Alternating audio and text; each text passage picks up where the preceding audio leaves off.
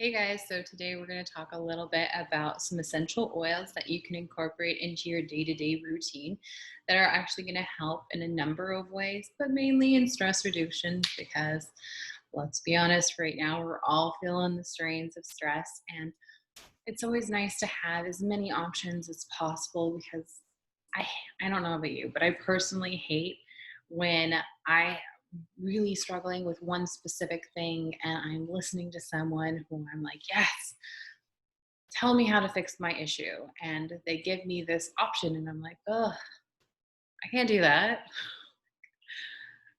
Either I'm allergic to it. Like if they were to be like, eat more raspberries, I'd be like, are there other options? Because I'm allergic. So it's one of those situations where having as many options in your back pocket as possible is going to be as advantageous to not only you, but to everyone around you. Because let's be honest, none of us are built the same, which is totally good because you are unique and you deserve to have kind of your own customized options. And this is a great way for you guys to kind of in, dip your feet, your whole foot. It's not a toe anymore. We're just diving in. It's a great way for you to just kind of test the waters a bit and see what works best for you. Personally, I think adding essential oils is a great option for a number of reasons. I know a lot of people struggle with changing out their nutrition, and a lot of people are really stuck on their specific foods, which is fine. This is another option that you have available to you. You can use essential oils in a number of ways, which I absolutely adore. One of my favorite ways to use them, though, is aromatically, especially for stress. It is a great way to kind of give you that breath of fresh air type deal. And one of my favorites is grapefruit. Grapefruit has like this clean, crisp, almost sweet scent to it. It's very uplifting. It's really great for mood elevation. It is also really great for you at home who are struggling with sweet tooth cravings. It actually acts as a suppressant. So if you find that you're constantly snacking, this is an oil I would highly recommend because it's going to help kind of keep you from excessively snacking. And when you do, you're not going to go heavy handed into like the M&Ms. You'll go more towards like, fruits and vegetables, which is going to be better for you over the long term. And I realized that without knowing it, I kind of just swayed back into nutrition. But the point is, you can use essential oils to help. And it's a great option for you as far as you can. This is one of those oils that most people, when you tend to like dance in a citrus land of essential oils, you don't have those people who are like, oh, it smells like lemongrass, or oh, I smell cedar wood. Some people have a really bad reaction scent wise, like they get repulsed by more musky scents or stuff that's just overly fragrant. Citrus is one of those places where people across the board are like, smells nice. That's why most cleaning products and most fragrances are citrus based because it's so palate cleansing, and it's one of those scents that most people resonate with. Not only that, but its high acidity is actually going to help naturally neutralize odors, because that's essentially what's happening when you're eliminating odors in your house. Most odors are alkaline in nature. So when you introduce an acid in, like a citrus, like lemon or grapefruit in this case, it actually is going to neutralize an odor by balancing it out to a neutral base from taking it. An acid meets alkaline equals neutral. So yay, chemistry. And then you can have a little chemistry in your house, no worries.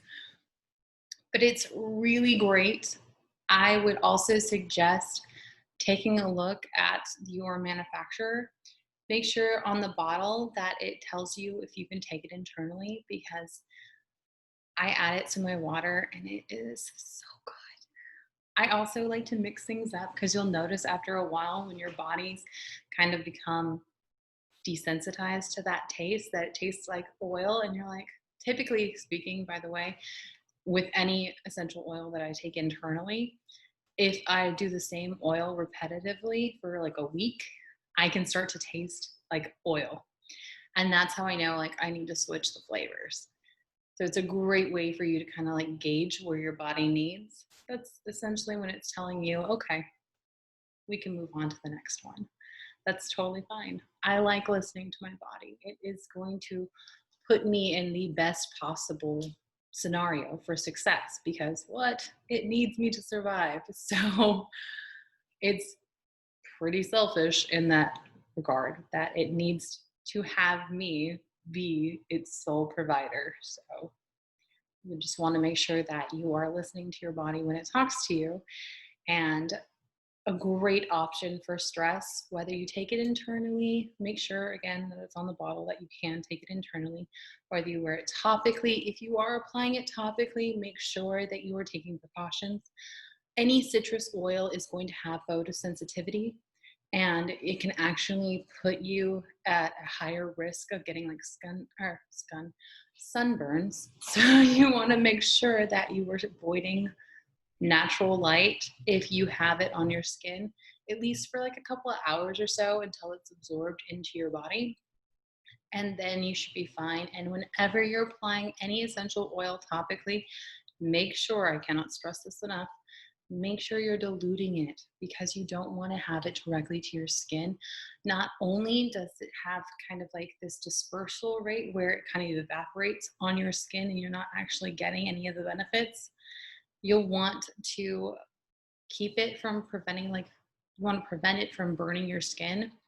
If you have direct oil, like an essential oil is like super concentration of that specific plant. And when you have that much of a concentration directly applied neat to your skin, which means nothing that's applied in with it, it's kind of like instead of on the rocks, it's neat. It actually can cause a lot of damage to your skin and you might see a chemical burn. So you want to make sure that you're diluting it. And if you've never used it before, make sure that you are diluting it and applying to a small area to make sure that you don't have any reaction to it. If you notice a reaction, please do not use it. It's obviously not something your body is going to respond well with. So I will give you a bunch of other options. Make sure you're checking back. And I will put in a link for a blog post on stress reduction so you know what kind of options you have and a little bit more information about each area. And if you have any questions until then, you know how to find me. And if not, just send me a message or you can check out the website askdrd.com. All right, I'll talk to you soon. Bye.